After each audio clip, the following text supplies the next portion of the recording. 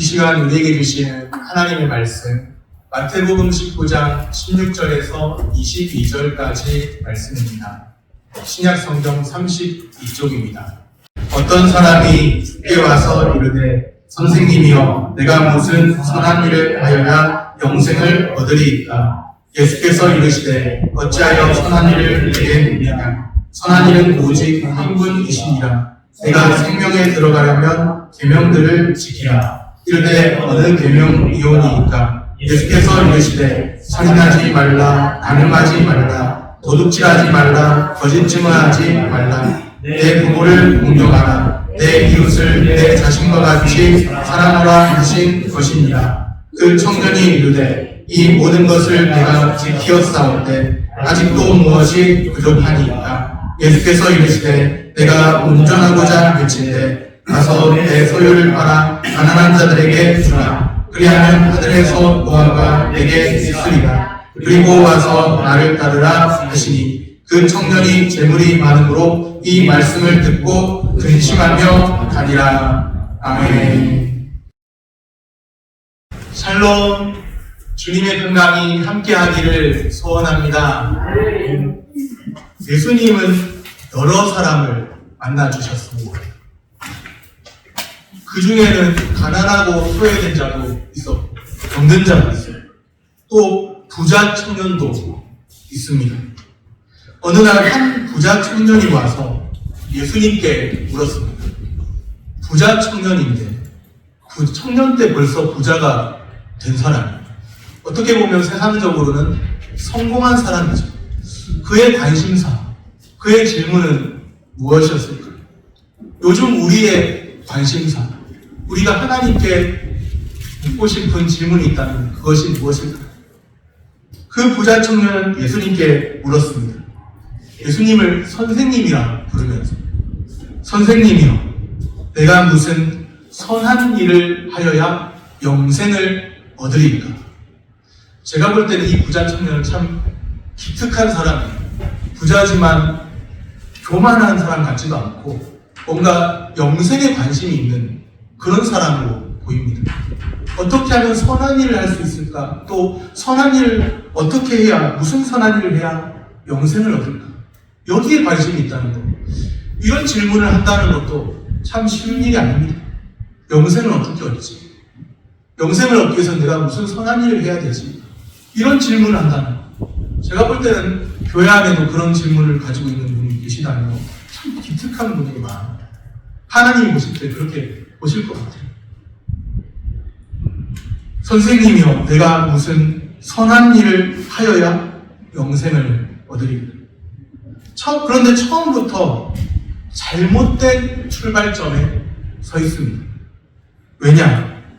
영생의 길은 선한 일을 행함에 있지 않기 때문이죠. 내가 무슨 선한 일을 해야 영생을 얻지요? 그런데 영생의 길은 내가 어떤 선한 일을 한다고 얻게 되는 것이 아닙니다. 처음부터 잘못된 출발점에 서 있습니다. 행함으로, 선행으로 온전해질 수 있을까요? 안타깝게도 그 선행 자체는 귀한 것이지만 선행으로, 행함으로 온전해질 수 없고 영생을 얻을 수 없다는 것을 우리는 이미 알고 있습니다. 우리의 행위로, 우리의 행실로 되지 않는다는 걸 알고 있죠. 오늘 본문을 통해서 예수님의 그 말씀, 또 명료한 답변을 찾으시기를 바랍니다. 예수님께서는 청년에게 영생을 얻으려면 어떻게 하라고 말씀하고 계실까요? 생명에 들어가려면 계명들을 지키라. 17절 말씀입니다. 예수께서 이르시되 어찌하여 선한 일을 내게 묻느냐? 선한 이는 오직 한 분이시니 한 분이십니다. 내가 생명에 들어가려면 계명들을 지키라. 예수님의 답변이 조금 의외예요. 영생에 들어가려면 다른 것을 요구하실 줄 알았는데 이런 것들 해라. 생명에 들어가려면 계명들을 지켜라. 그렇게 말씀하고 계세요. 계명 준수에 대해 말씀하십니다. 이것이 과연 예수님이 평소 때 하시는 그 가르침입니까? 어떻게 보면 오직 은혜로 오직 믿음으로, 오직 그리스도로 영생을 얻는다. 내가 곧 유일한 길이요 진리요 생명이니 나로 말미암지 않고는 아버지께 올 자가 없다. 요한복음 14장 6절에 나오는 그 말씀처럼 내가 곧 길이요 진리요 생명이니 나로 말미암아서만 아버지께로 가야 한다.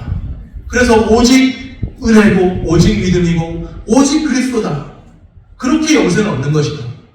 그래야 될 것 같은데 왜 갑자기 웬 계명 준수를 말씀하실까요? 청년은 계명 준수에 자신만만했습니다. 그것을 알고 예수님이 계명 준수에 대해서 말씀하십니다. 주님의 말씀 앞에서 인간의 자기의와 열심은 곧 바닥을 치게 될 것입니다. 내가 이만큼 이렇게 행한 사람입니다. 내가 교회 앞에 이렇게 행한 사람입니다. 내가 이렇게 행했는데 내 헌신을 왜 몰라줍니까? 만약에 하나님 앞에서 내가가 드러나게 되면 자기의와 자기 열심이 주님의 말씀 앞에서 곧 바닥을 드러내게 될 것입니다. 스스로 품은 자신만만함, 그 수준과 실력이 여지없이 드러나게 됩니다. 예수님은 의도적으로 계명 준수를 말씀하십니다. 한 가지 주의할 점이 있습니다. 예수님의 말씀은 영생을 얻으려면 계명 준수를 잘하면 된다. 그런 교훈이 아니라는 사실입니다. 오히려 반대입니다. 너가 계명을 잘 지켰다. 하나님의 말씀을 잘 지켰다. 그러면 하나님의 율법 앞에서 거룩한 하나님의 그 말씀 앞에서 인간이 얼마나 전적으로 무능한 존재인지를 깨달으라는 그 말씀입니다. 하나님의 말씀 앞에 서면 내가 이만큼 했습니다. 말 못합니다. 사람 앞에서야 내가 이만큼 했지. 그렇게 말해도 하나님의 말씀 앞에 그 거룩한 말씀의 거울 앞에 비춰보면 하나님의 성품이 그 말씀 속에 반영되어 있기 때문에 거룩하신 그 하나님의 성품 앞에서 내가 이만큼 했습니다. 내가 이런 사람입니다. 그렇게 말 못하게 돼 있어요. 오히려 마음을 다하고 뜻을 다하고 힘을 다해 주 너의 하나님을 사랑하라. 내 이웃을 내 몸과 같이 사랑하라. 그 말씀을 제대로 들으면 나는 하나님 참 마음을 다해서 뜻을 다해서 힘을 다해서 하나님 사랑하지도 못해. 또한 내 이웃을 내 몸과 같이 사랑하라 하신 그 말씀 지키지도 못해. 심지어는 교회 안에 지체들조차도 그리스도의 지체된 자들조차도 사랑으로 대하지 못했습니다. 그것이 솔직한 대답이 됩니다. 우리가 심기가 불편한 사람을 서로 얼굴만 봐도 우리의 고약한 성격은 그냥 얼굴 탁 돌리고 싶은 그런 성격이잖아요. 우리가 그런 사람들이에요. 그런데 마음을 다해 뜻을 다해 힘을 다해서 하나님을 사랑하고 너의 이웃을 너의 몸과 같이 사랑해라. 그 말씀 앞에서 진실되게 말한다면 하나님 내가 이만큼 했습니다. 어떻게 그렇게 말할 수 있나요? 진실되게 말하면 그렇게 말 못해요. 오히려 하나님 내가 그렇게 못하는 사람입니다. 하나님의 말씀의 요구 앞에서 나는 그런 존재입니다. 그렇기 때문에 하나님의 은혜가 필요하고 긍휼이 필요하고 주님이 내게는 필요합니다. 이 못된 나를, 이 못난 나를, 이 부족한 나를 하나님 긍휼히 여겨달라고 구할 수밖에 없는 것이 진솔한 우리의 고백이 됩니다. 계명 준수로 영생 얻을 사람이 아무도 없습니다. 예수님이 말씀하신 계명 준수는 율법의 외적인 조항을 겉으로 이거 해라 이 정도만을 의미하지 않기 때문이죠. 하나님의 계명은 우리의 삶뿐만 아니라 우리의 마음까지도 요구하십니다. 너가 이런 일들을 행할 때 그 마음이 진실로 하나님을 향해 있었는지 그런 것까지도 요구하세요. 그런데 청년은 계명 준수의 의미를 제대로 알지 못했습니다. 청년이니까 젊은 시기에 사람이 젊은 나이 황금기를 살고 있습니다. 그리고 부자니까 황금기에 젊음도 있는데 부유함도 가지고 있는 어느 정도 성공한 사람이에요.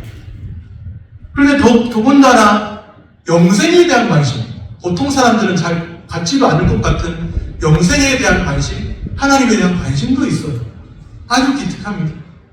또 예수님께서 그 청년의 마음 상태를 보시고 딱 질문하신 거죠. 너가 생명에 들어가려면 이런 계명들을 지켜라. 그 청년은 스스로가 잘 알고 있습니다. 내가 그래도 하나님 말씀대로 살려고 몸부림쳤던, 계명을 그래도 준수했던 사람이라고 자신만만한 사람이에요. 예수님의 말씀에 청년이 어떻게 대답하나요? 너가 생명에 들어가려면 계명들을 지켜. 그 말씀.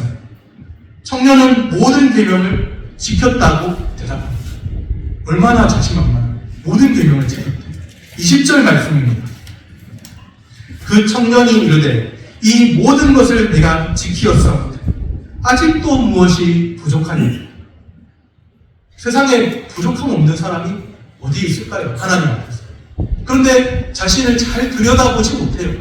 내가 그래도 나름 부자지만 교만하지 않고 하나님 말씀대로 지키려고 이런 일을 했고, 또 젊음이 있지만 영생에 대한 관심도 있고, 내가 아직도 뭐가 부족합니까?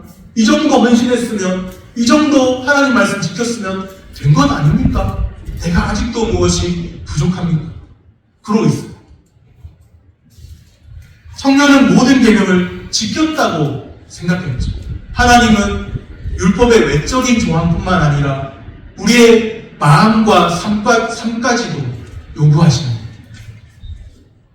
사실 청년의 그 계명 준수는 그 당시에 종교 지도자들, 바리새인과 서기관이 가르치는 그런 수준에 머물러 있었을 뿐입니다. 그냥 어느 정도 몇 가지, 율법의 몇 가지 조항, 아주 적은 몇 가지 조항을 지키면서 내가 그래도 계명을 잘 지키는, 나름 잘 지키고 산 사람이거든요. 내가 그래도 이 정도 헌신을 하는 사람이거든요. 그 당시에 종교 지도자들, 바리새인과 서기관의 그 수준에 머물러 있는 계명 준수는 인간의 선행으로는 계명의 온전한 준수에 이를 수 없습니다. 그 수준, 딱 그 실력, 딱 그만큼, 거기까지 잘 지켜봐야 몇 가지 못 지키면서, 그런데도 그거 가지고 잘하고 있다고 생각하는 딱 그 수준, 그 실력, 어느 정도 헌신하면서 나름 나는 잘하고 있다고 생각하는 딱 그 수준, 그 실력. 우리의 수준과 실력은 내세울 것도 못되고 의지할 것이 못됩니다. 오직 주님만을 철저히 의지해야 합니다. 하나님, 나는 부족합니다. 아직도 무엇이 부족합니까가 아니라 하나님, 나는 마음이 부족합니다. 하나님, 나는 더 깨져야 됩니다.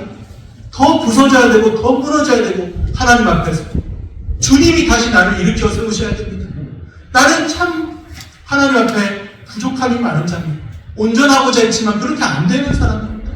하나님의 그 사랑을 지식적으로 알고 있지만, 머리로는 알고 있지만, 그 사랑을 실천하면서 살아내려고 몸부림도 쳐봤지만 잘 안 되는 사람입니다. 아직도 자기 의를 붙들고 있는 자입니다. 아직도 자기 열심으로 사는 자입니다. 아직도 자기 이름 위해서 내 이름이 존중받아야만 되고 내 이름이 무시당하면 견디지 못하는 자입니다. 그렇게 진솔하게 고백하면서 그리스도의 의로만 내가 살기를 원합니다. 그런 마음을 하나님 앞에 고백하면서 그래야 되는 겁니다. 아직도 내가 무엇이 부족합니까? 내가 이 모든 것을 지켰는데 아직도 내가 무엇이 부족합니까? 그게 아닙니다. 하나님, 내가 하나님의 말씀을 거울에 비춰보니 나는 정말 많이 부족한 자입니다. 하나님의 말씀을 1도 제대로 못 지키는 것 같습니다. 그 마음까지도 주님이 요구하신다면 하나님의 말씀을 1도 제대로 못 지키는 겁니다. 그러하니 성령의 능력으로서만 내가 감당할 수 있고, 내 삶을 하나님의 은혜와 긍휼이 아니면 안 되는 사람이고, 주님의 은혜와 긍휼이 절대적으로 필요한 자입니다. 주님, 내 삶에 주님이 없으면 안 되는 자입니다. 내가 이 모든 것을 다 지켰사오니 무엇이 부족합니까? 말할 수 없는, 주님이 없으면 안 되는 사람입니다. 내가 이 정도 헌신했습니다가 아니라 주님이 이 정도 헌신한 것조차도 주님이 이끌어 주셨으니 된 것이고, 주님의 인도하심이 있었기에 된 것이고, 내가 사랑을 실천하지 못하면 여전히 하나님의 사랑을 제대로 알지 못하기 때문에 그러한 것입니다. 하나님, 내가 참으로 온전치 못합니다. 그러하기에 죄인의 구주 되신 예수 그리스도가 필요하고 이 죄인에게 의롭다 하신 예수 그리스도의 의를 붙들며 살기 원합니다. 그런 마음이 우리에게 요청되는 거예요. 그러지 아니하고 내가 이만큼 했는데 아직도 무엇이 부족합니까? 내가 더 해야 됩니까? 나는 내가 이 정도밖에 할 수 없는 사람인데요. 자기 의와 자기 열심히 살아있고 아직도 내가 살아있어서 주님 앞에 덜 죽어서 그렇게 요구하고 있는 겁니다. 그냥 바짝 엎드려서 그럴수록 하나님의 은혜와 긍휼을 구해야 되는데 아직도 내가 살아서 이렇게 말하고 있는 거예요. 저도 역시 예외가 아닙니다. 우리가 오직 우리의 수준 실력을 의지하지 않고 오직 주님만 철저히 의지해야 합니다. 오늘 하루도 오직 주님만 철저히 의지하면서 오늘 하루뿐만 아니라 우리의 남은 생애가 주님만 철저히 의지하면서 주의 긍휼로 사시기를 바랍니다. 청년은 예수님이 하시는 말씀을 들어야 합니다. 21절 말씀입니다. 예수께서 이르시되 내가 온전하고자 할진대 가서 내 소유를 팔아 가난한 자들에게 주라. 그리하면 하늘에서 보화가 내게 있으리라. 그리고 와서 나를 따르라 하시니 드디어 온전함에 대해서 말씀하세요. 너가 온전하고자 한다면 이렇게 해라. 가서 너의 소유를 팔아 가난한 자들에게 주라. 그리하면 하늘에서 보화가 너에게 있으리. 그리고 와서 나를 따르라 하시니 바리새인과 서기관들도 그 당시 종교 지도자들도 재산 중 일부는 가난한 자들을 위해 사용하라고 가르쳤습니다. 재산 중 일부는 떼어서 가난한 자들을 위해 사용하라. 그런데 예수님은 지금 일부를 말하는 게 아니잖아요. 전부를 말씀하고 계시잖아요. 너무나 파격적인 겁니다. 일부가 아닌 전부를.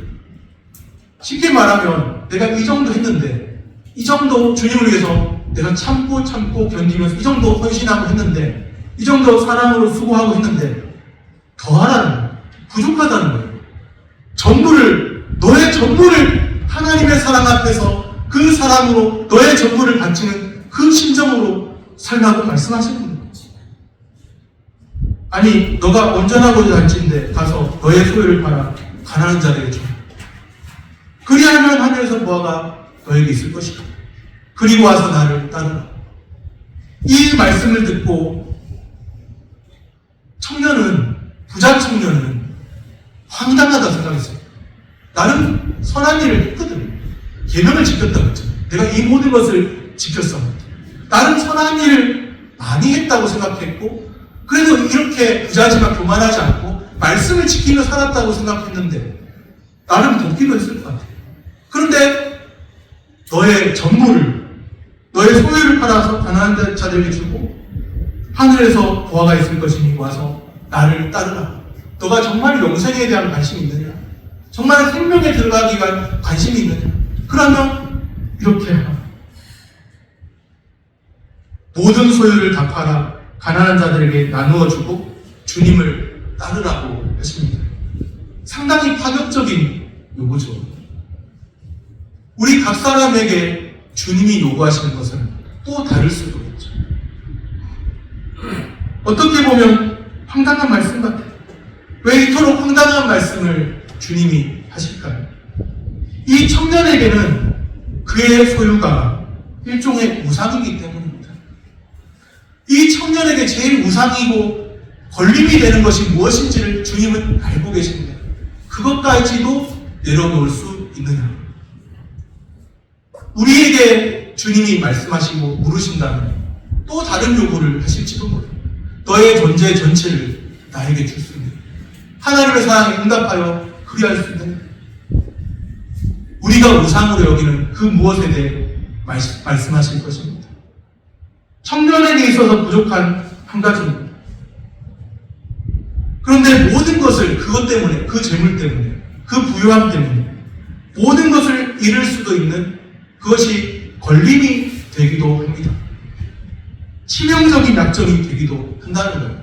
그의 부유함이 그로 하여금 더욱더 많은 일들을 감당하게 하고 편안하게 살게도 하지만 그의 부유함이 그를 생명에 대한 그 관심에서 멀어지게도 하는 그런 우상이랍니다. 사람들은 스스로를 잘 모릅니다. 제가 볼 때는 이 정도면 나는 잘하고 있다고 그렇게 생각하죠. 이 정도면 어느 정도는 했다고 생각하고 있죠. 더 이상은 못한다고 선을 긋면서 이 정도만 하면 어느 정도는 했다고 생각하죠. 부자 청년도 그랬어요. 가난한 자들 많이 도왔고 말씀을 지켰고, 그런데 주님은 지금 그 이상을 요구하고 계십니다. 이 정도면 나는 잘하고 있다. 저도 어쩌면 그랬던 것 같아요. 목회를 하면서 이 정도면 잘하고 있다. 그런 생각을 하기도 했던 것 같아요. 그러나 말씀의 거울 앞에 자신을 비춰보는 순간에 다 드러나게 되고 다 알게 됩니다. 주님은 오늘 내게 무엇이 부족하다고 말씀하실까요? 자신을 돌아보면 좋겠습니다. 청년은 말씀을 듣고 근심하며 갑니다. 참 안타까운 장면. 22절 말씀입니다. 그 청년이 재물이 많으므로 이 말씀을 듣고 근심하며 가니라.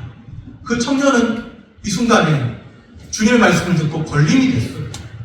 걸림이 되어서 선택을 했는데 주님을 따르는 쪽을 선택하지 않고 다른 쪽을 선택했습니다. 우리도 그럴 수 있겠죠.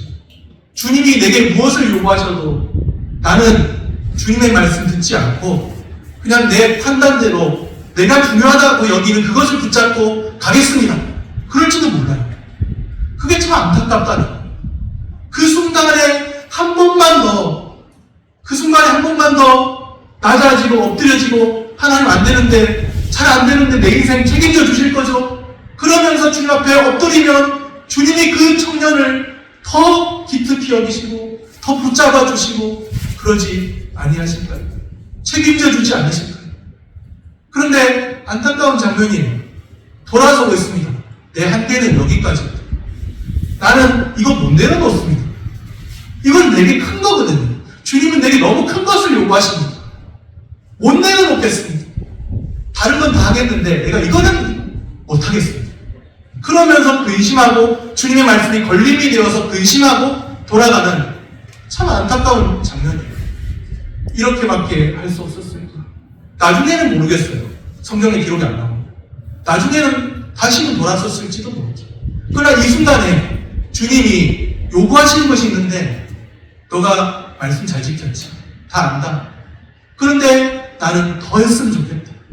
너가 가난한 사람도 도왔지. 다 안다. 그런데 너의 소유를 다 팔아서 가난한 자들에게 나눠주고 나를 따랐으면 좋겠다. 영광스러운 부르심이거든요. 아무에게나 그런 부르심을 아무에게나 그런 요구하는 것 아니거든요. 제가 오래전에 청년 때 어느 교회 형님하고 이야기를 참 많이 했습니다. 교회 차 안에서 이제 그 교회 차 말고 어떤 차 안에서 교회 근처에 있는 어느 차를 딱 세워놓고 밤새도록 이야기한 적이 있어요. 새벽기도 가지고. 그런데 어느 순간에 그런 이야기를 했죠. 성경을 읽어보니까 하나님께서 믿음의 사람들에게 고난을 참 많이 주시는데 나는 무섭다, 두렵다, 고난을 내게도 주실까 무섭다, 두렵다 이러니까 그 형님이 하는 말이 너에게는 안 주셔. 너는 그 믿음 수준이 안 되니까 너한테 안 주셔. 수준이 되는 사람한테 주시지. 수준도 안 되는 사람 안 주시니까 걱정하지 마. 수준이 돼야 주시는 거야.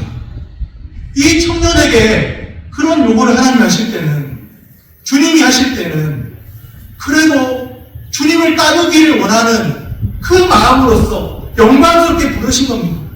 너에게 이 한 가지 걸림이 있거든. 다 잘하고 있는데 이 한 가지만 내려놓으면 되거든. 나를 좀 따라와 주지 않겠니? 나와 함께 하지 않겠니? 그 순간에 주님을 따랐다면 참 영광스러운 부르심에 응답해서 영광스러운 기록이 남았을 텐데 이 한 가지가 걸림이 돼서 재물이 많은 곳으로 근심하며 돌아갑니다. 오늘 우리는 주님의 말씀을 듣고도 아직 안 됩니다. 나 이거는 못 내려놓습니다. 이런 게 우리에게도 있을 수 있다는 사실입니다. 하나님, 내 자존심 하나 건드린 사람만큼은 용납이 안 됩니다. 하나님, 난 여기서 그렇게 꺾일 그런 성격이 아닙니다. 그러다 보면 하나님이 어느 순간에 깨닫게 하시려고 치시게 돼요. 징계하시게 돼요. 제가 그것을 경험했습니다. 제가 막 혈기를 막 터뜨리니까 목회자인데도 어느 순간에 뭐를 하나님 주시더라고요. 하나님 주시더라고요. 뭔가 혈기가 하나님 은혜로 써야 되는데 그러지 못하니까 인간의 혈과 육으로 활용하니까 하나님이 몸에 뭔가를 주시더라고요. 그걸 보면서 요 근래에 깨닫고 있습니다. 참 말 안 들으니까 고집스러우니까 하나님 이렇게도 깨닫게 하시려고 얼마나 안 꺾이면 너의 인생이 이제 꺾인 것을 이제 알겠니? 그러면서 시련을 주십니다. 몸에 어떤 상태를 주십니다. 제가 구체적으로 말씀드리지 않았지. 그러면 참 안타깝습니다. 이 청년에게 주님이 영광스러운 부르심으로 아무한테나 그렇게 부르신 건 아닌데 그때 그렇게 근심하며 돌아갈 것이 아니라 모든 거 다 내려놓고 주님의 부르심에 응답했다면 얼마나 좋을까. 난 이건 안 됩니다. 난 여기까지입니다. 그러면서 선을 긋고 방향을 돌리는 거예요. 예수님 대신에 많은 재물을 선택해요. 결국 말씀을 듣고도 근심하며 돌아섰습니다. 주님 말씀을 듣고서 근심하며 돌아서면 될까요? 될 것 같습니다. 그럴 수 없습니다. 주님의 영광스러운 부르심 앞에 그렇게 해서는 안 됩니다. 우리는 생명의 길이 무엇인지 분명히 알고 있지 않습니다. 주님을 따르는 그 길이 생명의 길이라는 건 알고 있지 않습니다. 주님 말씀 듣고서 기꺼이 주님을 따라야 합니다. 주님 말씀을 듣고서 기꺼이 주님을 따르는 은혜가 우리 가운데 있기를 바랍니다. 말씀을 정리합니다. 오직 주님만을 철저히 의지해야 합니다. 주님 말씀을 듣고서 기꺼이 주님을 따라야 합니다. 우리의 남은 삶도 오직 주님만을 철저히 의지하고 따르시기를 바랍니다. 이제 우리의 남은 삶이 몇 년 있을 것 같으세요? 생각하기도 싫으시겠지만 20년, 30년, 40년, 50년 살 거라고 자신하시는 분 계십니다. 제가 볼 땐 여기에 50년 사실 분 많지는 않을 것 같습니다. 그런데 우리의 남은 삶이 얼마나 남았나요? 그 남아있는 삶에 내 고집대로, 내 뜻대로 가는 오직 주님만을 철저히 의지하고 따르며 사시기를 축복합니다. 기도하겠습니다.